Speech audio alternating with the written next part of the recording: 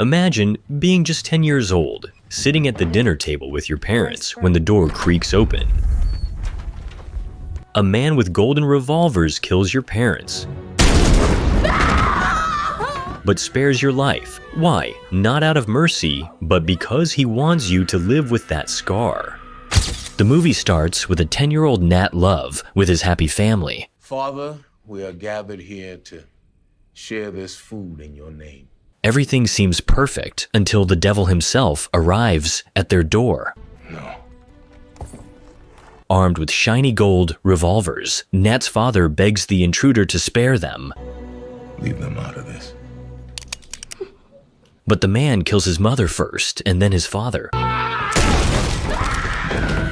Another criminal, marked with a scorpion tattoo on his arm, grabs young Nat's head. The killer carves a cross into the boy's forehead with a razor and spares his life. Years later, an adult Nat tracks down and kills a man with the scorpion tattoo, Jesus Cortez. $5,000 for your church.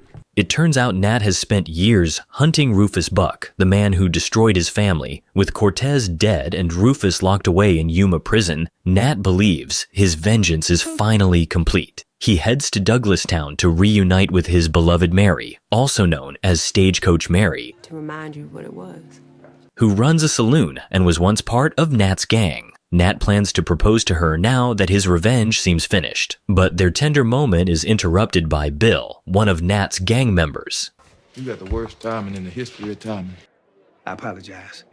Bill reveals that he and Jim recently robbed $25,000 from Alagoliva's gang, who were working for Rufus Buck, and that money originally came from a bank heist. A surviving outlaw informs Nat that Rufus will soon be released from prison and his gang is preparing for his return. And you fools took his money. The news of Rufus's release shatters Nat's peace, pushing him to team up with Marshal Bass Reeves to launch an attack on Rufus and his stronghold in Redwood. I ain't bringing them in, I'm bringing them down. And we ain't teaming up, old man.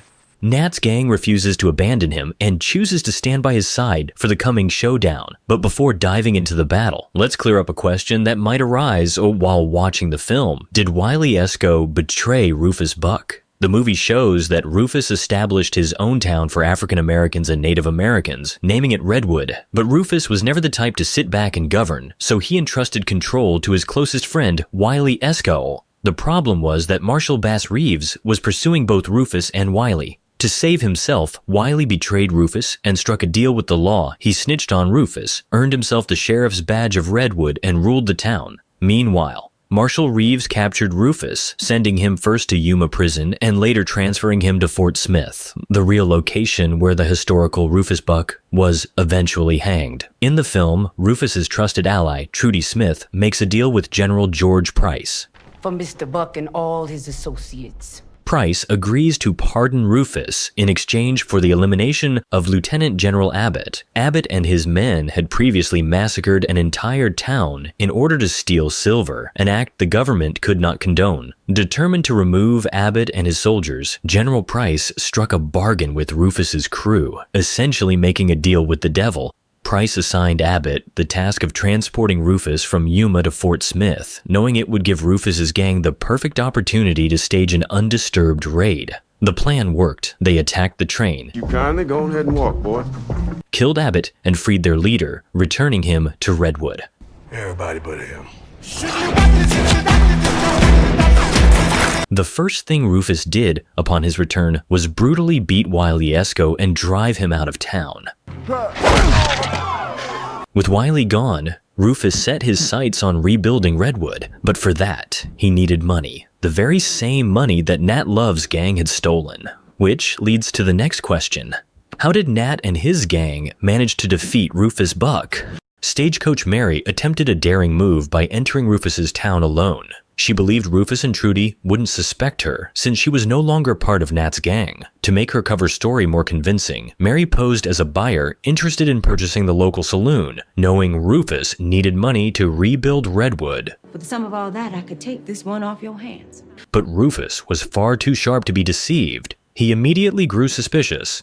You walking into my town? That's too risky for a woman like you. Unless you had a bigger reason, and you arrived right after the Scarlet Head stole my money. How can that be a coincidence? Ultimately, Trudy captured Mary. During their confrontation, Rufus demanded that Nat return the $25,000 his gang had stolen, plus an additional $10,000 in interest, in exchange for Mary's life. Helpless and desperate, Nat agreed to the outlaw's terms. How you reckon I'm gonna get that? But to meet them, there was only one option left: rob a bank. The problem was that even though Nat was an outlaw, he had a code. He never robbed banks, only other criminals. Rufus knew this was Nat's weakness, and he exploited it by forcing Nat to cross that line. Nat also understood that even if Rufus got his money back, he would never let Mary live. At this crucial moment, Wiley reappeared, bringing Nat a stash of firearms and dynamite. Wiley revealed that Rufus's gang had hidden weapons caches scattered throughout the hills. Armed with this firepower, Nat and his gang launched an all-out assault on Redwood.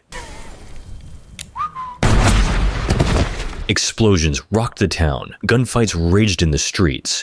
Blow that bitch, man! And Nat finally defeated Rufus after a brutal showdown that brought the story to its most pivotal moment. After the battle, Rufus, defeated but alive, shared the truth about his own tragic past. He revealed that his father had been a violent criminal and a drunk who regularly abused his mother. My father was not a good man. And one day, when Rufus was just 10 years old, he tried to save his mother, but his father turned his anger on Rufus. The mother stepped in to protect her son and attacked her husband with a bottle. My mother took a bottle and cut him to protect me. In a blind rage, the father killed her and then left home. Now, 10-year-old Rufus was left searching for his father, determined to make him pay for killing his mother. Eventually, Rufus found him, but his father had transformed into a new man. You lying. Started a new family, and even become a man of God. He had changed his last name from Spack to Love, had a church, a wife, and a 10-year-old son. To get revenge, Rufus destroyed his father's new life, killing him and his wife, and leaving a scar on his young son, Nat Love. I couldn't kill my brother. Yet here you are about to kill yours. It turns out Nat was Rufus's half-brother, but why didn't Rufus kill him too? Because Rufus wanted Nat to follow the path of revenge, to commit the very sins their father had tried to escape, and to live burdened by that curse. For Rufus, that was the ultimate revenge. When Nat learns the truth, he realizes Rufus isn't lying. His father, the man he knew as a God-fearing priest who always preached goodness, had been a killer. Nat understands that he has, in fact, become a man his father would have hated. Nathaniel Buck. No. Overcome with rage and emotion, Nat loses control. In a terrible state, he emptied the cylinder of his revolver into Rufus. But this was not the end of the story. The ring Nat later gave to Mary carried great importance. It tied back to Rufus. Nat had told Mary that his father had given him his mother's ring. It was likely the same ring Rufus's father had once given to his mother, a priceless reminder of her. To Rufus, the ring was the last memory of his murdered mother. Midway through the film, Rufus killed Nat and took the ring back, reclaiming what he felt was his. There was another important moment too. During the battle with Rufus's gang, Jim and Bill, Nat's friends, were killed. Afterward, Nat, Marshall, and Mary honored them. Nat even built a fake memorial cross for himself with the name Nat Love. The cross symbolized that once Rufus was gone, Nat's mission would be complete.